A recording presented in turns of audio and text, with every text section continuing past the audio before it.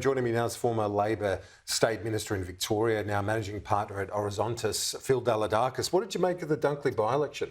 Yeah. Is it a win because Labor holds on, or can the Libs take some heart because of a swing of close to 4%?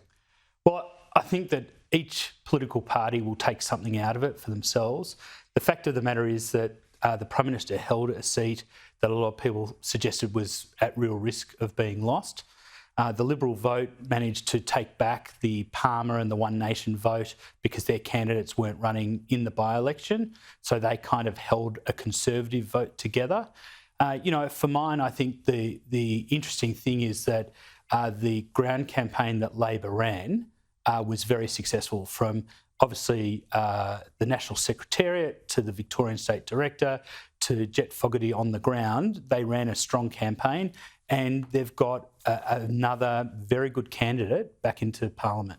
As a prominent member of Australia's and Victoria's Jewish community, you and I have spoken about the issue of anti-Semitism quite a bit. What's your read on, and I know you've been very critical of the Greens over that particular matter. Do you think that showed up in terms of their vote falling at the weekend? Yeah, well, I think this is the big issue that has been largely missed or ignored by a lot of the media. The Greens' primary vote has dropped by over 40%. Right, this is the greatest endorsement of an anti-Green swing that I've seen in recent political times. I'll go so far as to say that the people have now actually spoken and said that they're very divisive.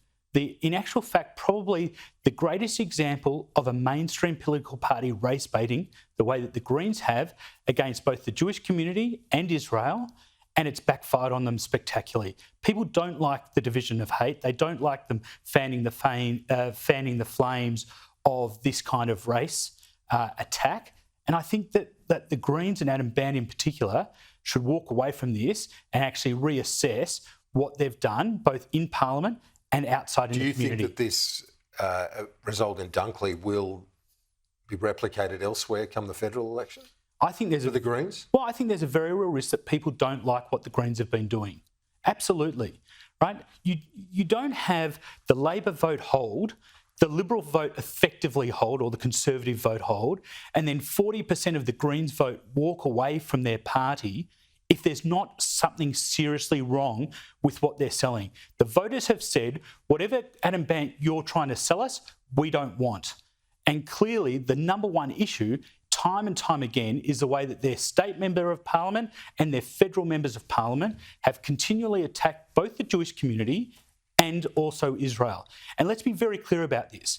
They have attacked the Jewish community. Their Greens MPs in state parliament have attacked the Jewish community and mentioned Jews using that specific wording, not just Israel.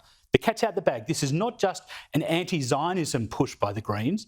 It's also a push through anti-Semitism, and the Greens party needs to have a good hard look at themselves because, as I said, it's not since John Howard in Tampa that a leader in a mainstream political party has actually looked to use race as a wedge. And it's quite frankly, it's actually dirty and disgusting politics. And in terms of the Greens and their steady rise in the vote in recent years, we saw them take a few extra seats, including in southeast Queensland. Do you think that this marks a turning point for that minor party, that they hit a high watermark and that's it? Yeah, well, again, they've kind of moved away from traditional politics that the Greens have always engaged in, whether it be environmentalism or what you and I might term soft social policy, into hardcore radical extremism. And the thing about most people that vote today, they vote in the centre, whether it be the centre-right, the centre-left. But moving away from that, you see people saying, we don't like it, we don't want it, and we're not going to vote for it. Phil Dalidakis, I appreciate your time. Thanks. Great to see you again.